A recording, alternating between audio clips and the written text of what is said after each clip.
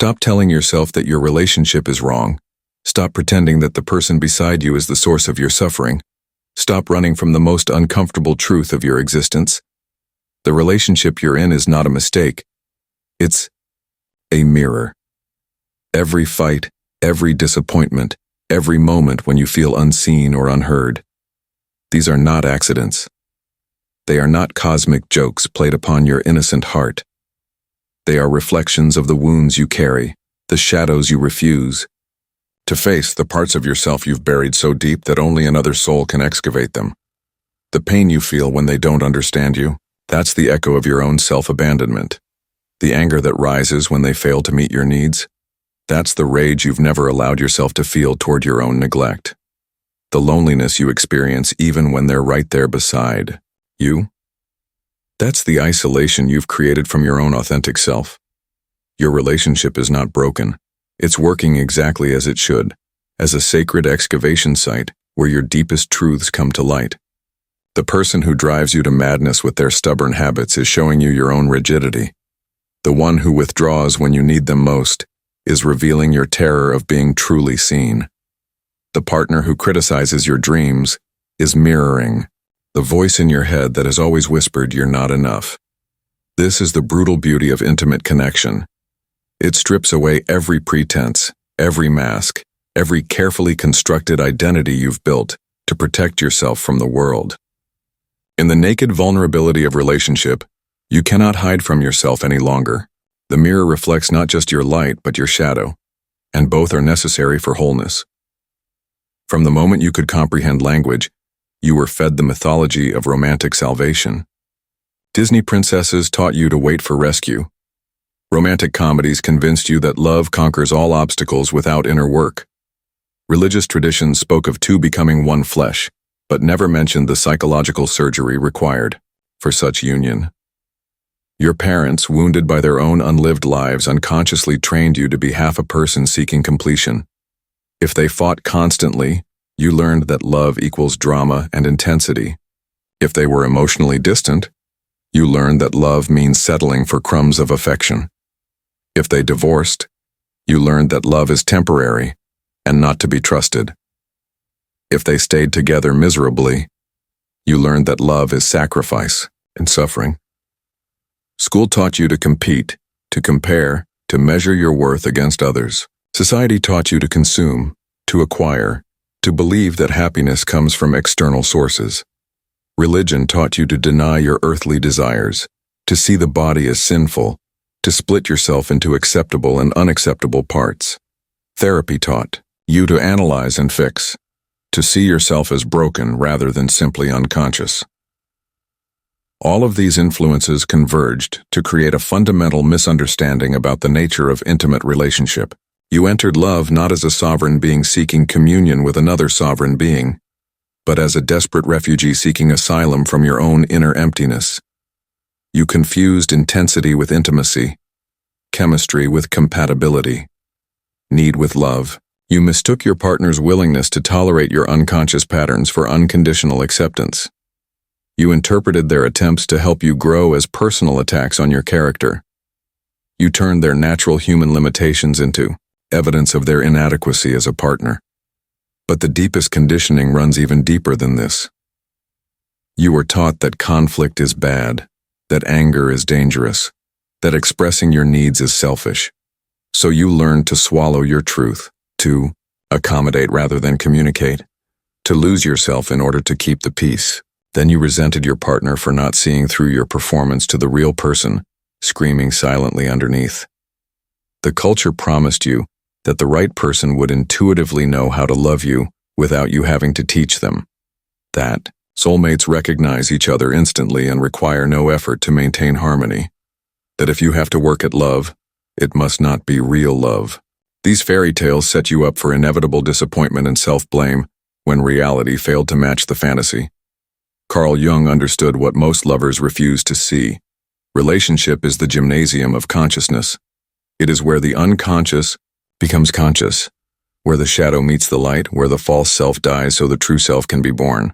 In his concept of the anima and animus, He revealed that we are attracted to partners who carry the undeveloped masculine or feminine aspects of our own psyche. The qualities that first draw you to someone, their confidence, their gentleness, their passion, their stability. These are often the very qualities you've disowned in yourself. The relationship begins as an unconscious attempt to reclaim these lost parts through identification with another. This is why new love feels so intoxicating. You're experiencing your own wholeness reflected back to you, even though you don't recognize it as such. But projection is a temporary magic.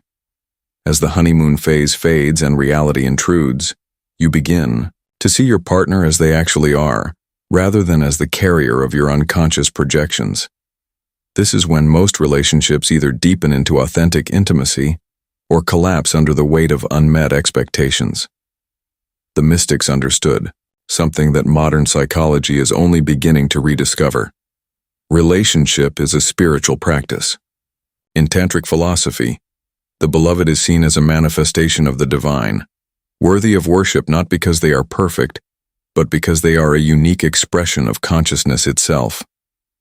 The friction that arises between two conscious beings is not a problem to be solved, but a sacred fire that burns away everything that is not essential.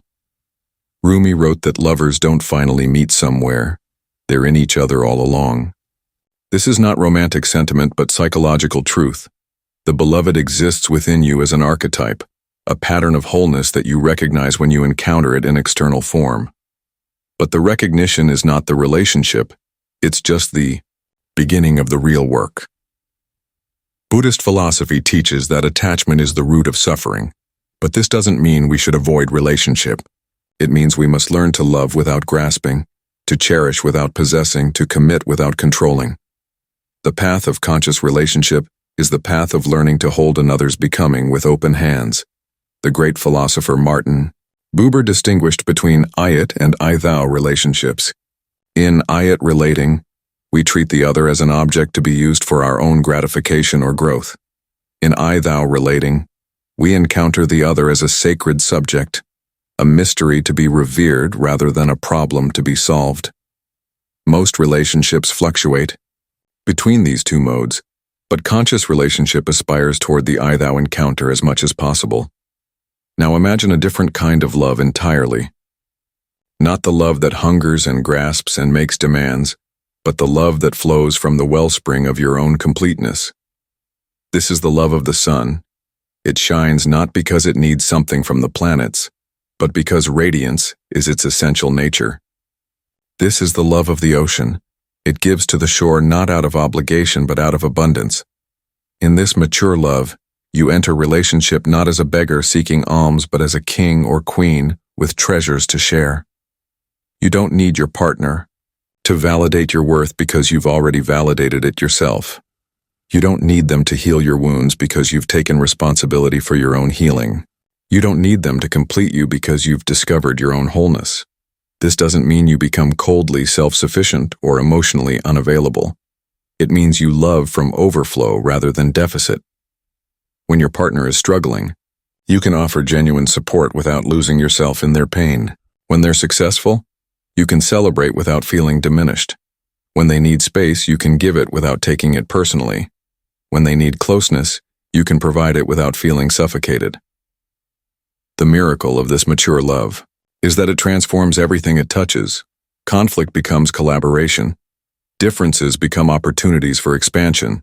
Triggers become invitations to greater self-awareness. The relationship becomes a laboratory for mutual evolution, rather than a battlefield for competing needs.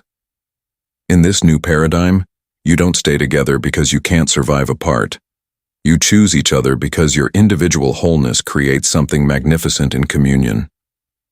You don't love from desperation but from celebration. You don't need each other, you delight in each other.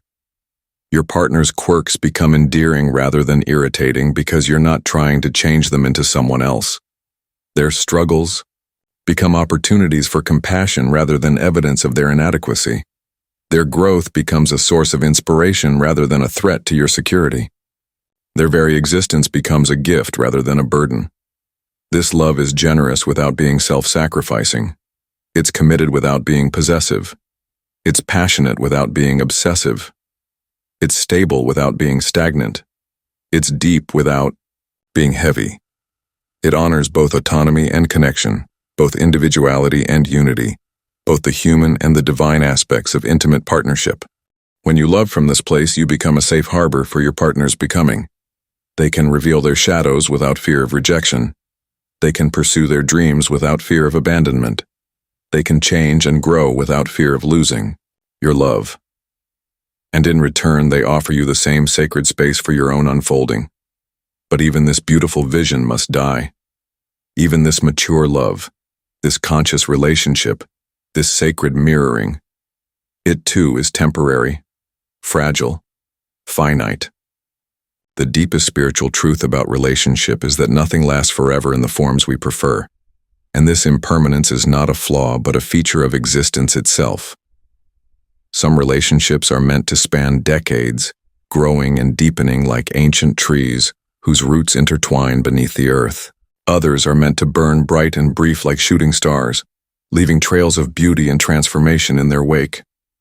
Some are meant to ebb and flow like tides, with periods of closeness and distance that follow natural rhythms. Others are meant to transform so completely that the original form becomes unrecognizable. The ego wants permanence, security, guarantees. It wants to lock love into familiar patterns and keep it safe from the chaos of change. But the soul knows that love is a living force that must be free to move, to evolve, to express itself in whatever form serves the highest good of all involved.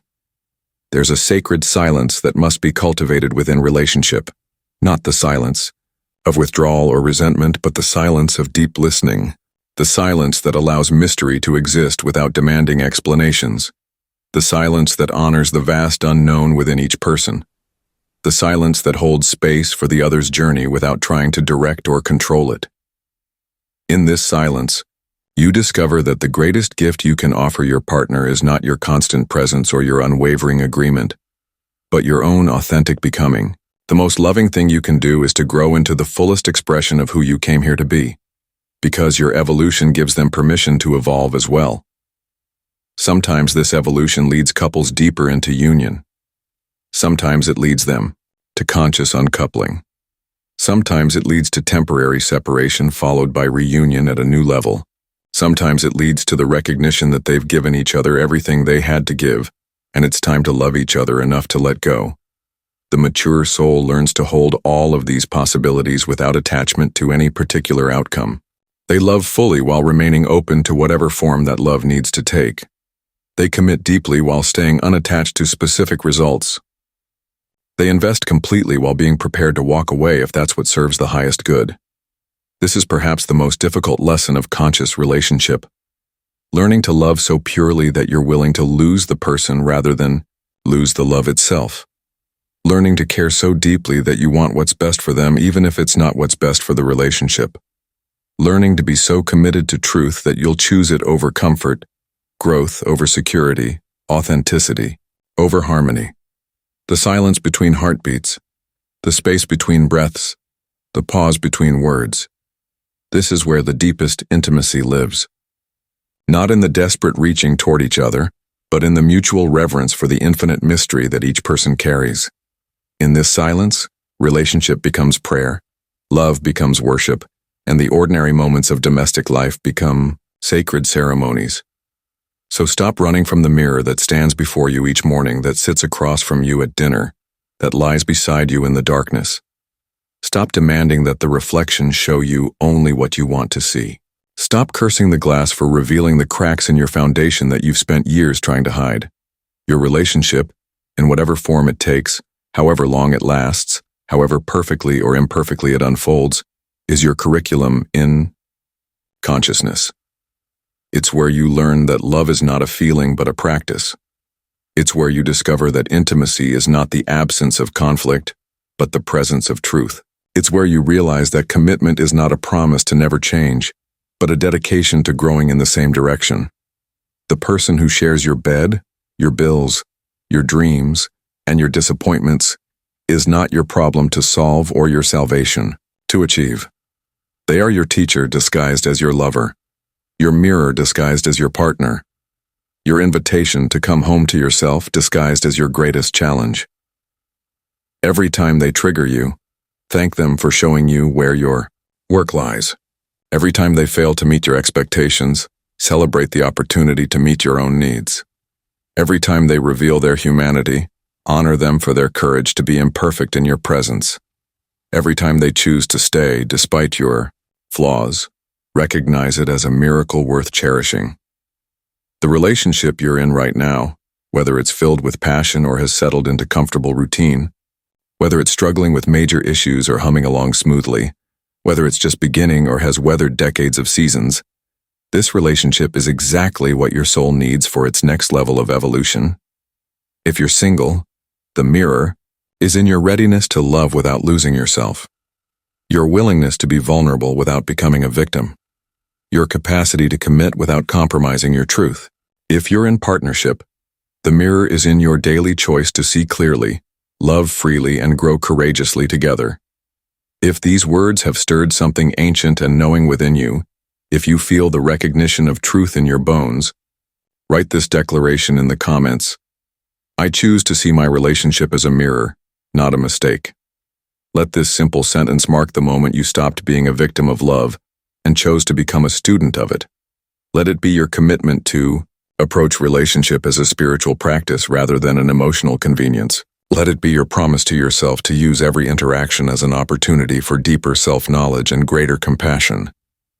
The sun rises and sets, teaching us about cycles and renewal. The ocean advances and retreats, showing us the rhythm of intimacy and autonomy. The seasons change, demonstrating that transformation is the only constant. Your relationship, in whatever form it needs to take, is not your destination. It's your transformation.